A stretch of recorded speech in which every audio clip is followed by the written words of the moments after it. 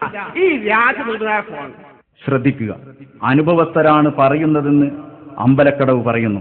സമസ്തയുടെ കിമ്പളം പറ്റുന്നതിനിടയിൽ ഇയാൾക്ക് ഇങ്ങനെയും ഒരു ഏർപ്പാടുണ്ടോ? സ്വലാത്ത് നഗറിൽ പണം പറ്റി വിളിച്ചു പറയാൻ നിൽക്കുന്ന ഏർപ്പാട്. അമ്പലക്കടവല്ല ഇയാൾ, അമ്പലം വിഴുങ്ങിയാണെന്ന് ഇപ്പറഞ്ഞതിൽ നിന്നും നമുക്ക് മനസ്സിലാക്കാം. ഇത്തരം തോന്നിവാസങ്ങൾ വിളിച്ചു പറയുന്നവർ ആരാകുമെന്നാണ് കാസിമി പറയുന്നത്. കേൾക്കുക. ഈ അഹമ്മദ് ഖലീൽ തങ്ങളെ സന്ദർശിച്ചപ്പോൾ ശകാരിച്ചെന്നാണ് എന്റെ അറിവ് എന്ന് കണ്ണുമടച്ച് ഫൈസി അടിസ്ഥാനമില്ലാത്ത ഒരു ആരോപണം കൂടി ഉന്നയിക്കുന്നു. പിന്നെ വൈലത്തൂർ തങ്ങളെ ഒരു കറാമത്ത് വെക്കണം. വൈലത്തൂർ തങ്ങൾ ഇവർ പറയാണ്, വൈലത്തൂർ തങ്ങൾ ഇട്ടി മുഹമ്മദ് ബഷീർ പോയി പോകേണ്ടി വരുമ്പോൾ എല്ലാവർക്കും പോകുമല്ലോ. അങ്ങനെ പോകുമ്പോൾ അവിടെ ആയിട്ട് കയറാണ്ടക്കാൻ പറ്റുമോ? ഇവിടെ ഈ അഹമ്മദ് സാഹിബ് ഇവിടെ കയറി മൂപ്പര് കണക്കിന് കസക്കി വിട്ടു. ഇത് എവിടുന്ന് പഠിച്ചാന്നറിയാം. അത് നിങ്ങൾക്ക് ചോദിക്കാം, അള്ളാഹു റസൂലിന്റെ അടുത്ത് പഠിച്ചതാണോ, റസൂലിന്റെ സുന്നത്താണോ? ആര് ചെന്നാലും മാന്യമായി സ്വീകരിക്കുന്നതാണ് ബഹുമാനപ്പെട്ട റസൂലിന്റെ സുന്നത്ത്. പക്ഷെ ഇവിടെ ഈ അഹമ്മദ് സാഹിബ് ചെന്നപ്പോ മൂപ്പര് പലതും പറഞ്ഞു എന്നാണ് എന്റെ അറിവ്. ഈ അഹമ്മദിനെ ഞങ്ങൾ അവഹേളിച്ചിട്ടില്ല. ആരെയും മാന്യമായി സ്വീകരിക്കുന്ന നയമാണ് സുന്നികളുടേത്.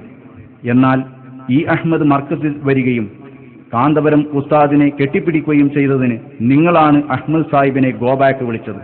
അത്രക്ക് അസഹിഷ്ണുതയാണ് നിങ്ങൾക്ക് അദ്ദേഹത്തോട്. ഈ അഹമ്മദിനെതിരെ ഗോബാക്ക് വിളിച്ച നിങ്ങൾ, ഈട്ടിയെ തഴഞ്ഞ നിങ്ങൾ, ഇപ്പോൾ അവരുടെ വിജയത്തിൽ നവോത്കർഷം കണ്ടെത്തുന്നത് അത്ഭുതകരം തന്നെ. എട്ടുകാലി മമ്മൂഞ്ഞിമാരെ, നിങ്ങൾ ഭയങ്കരന്മാർ. കാന്തപുരത്തെ അവഹേളിക്കാൻ വേണ്ടി മാത്രം ഓടി നടക്കുന്ന അമ്പലക്കടവ് കാന്തപുരത്തെ ഫോണിൽ വിളിച്ച കഥ അയാൾ തന്നെ പറയുന്നുണ്ടല്ലോ. മോനെ എന്ന് വിളിച്ചാണ് അയാളോട് പോലും കാന്തപുരം സംസാരിച്ചതത്രേ. അപ്പൊ അദ്ദേഹം പരിചയം പുതുക്കി. ആ മോനിപ്പ് എവിടെയാണ് ജോലി ചെയ്യുന്നത്? അപ്പൊ അദ്ദേഹം പരിചയം പുതുക്കി. ആ മോനിപ്പ് എവിടെയാണ് ജോലി ചെയ്യുന്നത്? ഇതാണ് ഞങ്ങളുടെ സംസ്കാരം. ഗോബാക്ക് വിളിയും തെറിയും വധഭീഷണിയും ഞങ്ങളുടെ നയമല്ല. അതെല്ലാം കൂട്ടിക്കെട്ടി കൊണ്ടു നടക്കുന്നത് വിഘടിതരെ നിങ്ങളാണ്. മന്ത് നിങ്ങളുടെ കാലിലാണ്. നവോത്കർഷം എന്ന പേരിൽ ഒരു സമ്മേളനം സംഘടിപ്പിക്കുമ്പോൾ അതിന്റെ സംഘാടകരിലും പ്രവർത്തകരിലും ഒരു പുതിയ ആവേശവും ഉന്മേഷവും ഉണ്ടാവണമല്ലോ, പ്രത്യേകിച്ച് ജനറൽ സെക്രട്ടറിക്ക്. എന്നാൽ ഒരു ഉന്മേഷവും സന്തോഷവും അദ്ദേഹത്തിൽ പ്രകടമാവുന്നില്ല. താനുണ്ടാക്കി പറയുന്ന നുണകളുടെയും തെറികളുടെയും കഠിനത ഓർത്താവാം അദ്ദേഹത്തിന് ഒരു ഉത്കർഷവും പ്രകടിപ്പിക്കാനാവാതിരുന്നത്. അവഴുതും വിസ്മിയുമൊക്കെ തീർത്തും വലിച്ചു നീട്ടി അനാകർഷണീയമായിട്ടായിരുന്നു അദ്ദേഹത്തിന്റെ തുടക്കം. തികച്ചും സങ്കടകരമായ ഒരു ഭാവം. ശ്രദ്ധിക്കുക. അൽഹംദുലില്ലാഹ് വസ്സലാത്തു വസ്സലാമു അലാ അഷ്റഫി റസൂലില്ലാഹ് വഅലാ ആലിഹി വസ്വഹാബിഹിൽ ഫായിസീന ബിഹില്ലാഹ് അമ്മാ ബഅദ് ഫഊസീകും അവ്വലൻ ബിതഖ്വല്ലാഹ് أعوذ بالله من الشيطان الرجيم بسم الله الرحمن الرحيم جاء الحق وزهق الباطل إن الباطل كان زهوقا. നേതൃത്വത്തിന് ആവേശം ഉണ്ടായില്ല എന്ന് മാത്രമല്ല, അനുയായികൾക്കും വേണ്ടത്ര താൽപര്യം ഈ സമ്മേളനത്തോട് ഉണ്ടായില്ല എന്ന് വേണം കരുതാൻ.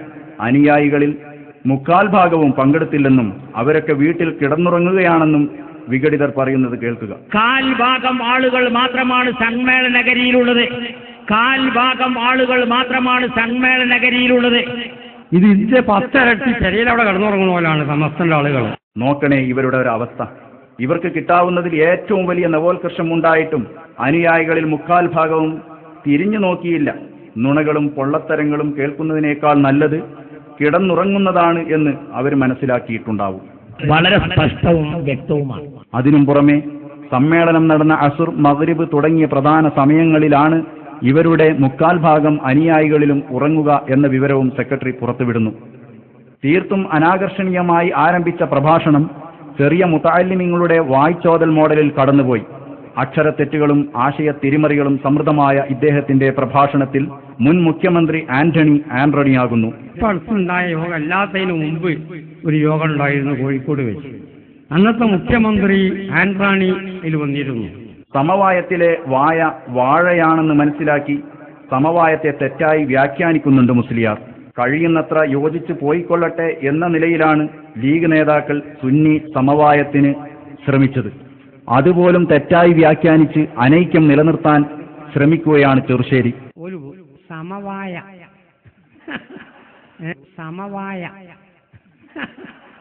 അങ്ങനെ വായ ഉണ്ടോ? നമ്മൾ കേട്ടത് നേന്ത്രവായ, അത് പ്രകാരം തന്നെ മൈസൂര് വായ, മലമുണ്ടി വായ, പല ജാതി വായക്കളും നമ്മൾ കേട്ടിട്ടുണ്ട്.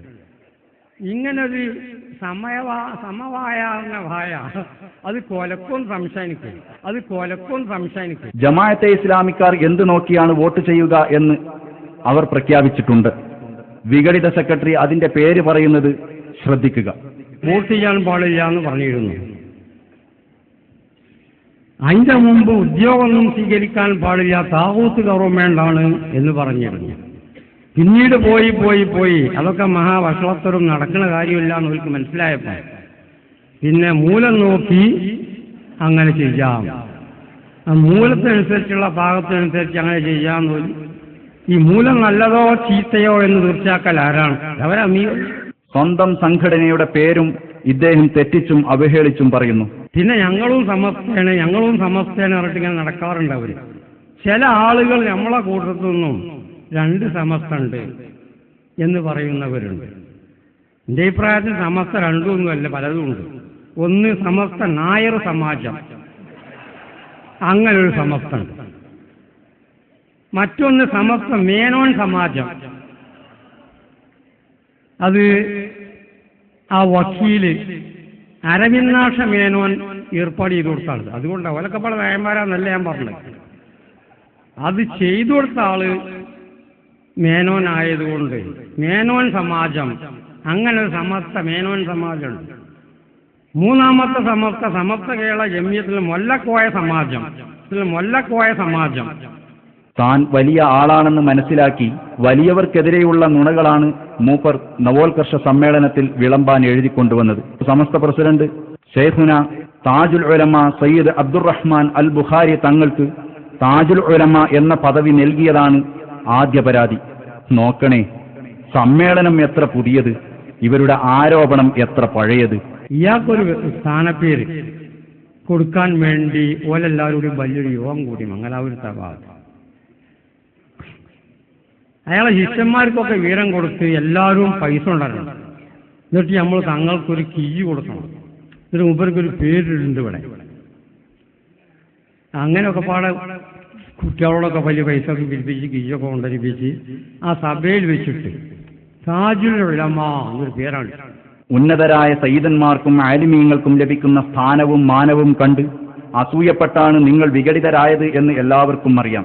നിങ്ങളുടെ അസൂയ ന്യായീകരിക്കാൻ പഴകിയ ആരോപണങ്ങൾ പുതിയ കുപ്പിയിൽ ആക്കുക മാത്രമേ നിങ്ങൾ ചെയ്തിട്ടുള്ളൂ.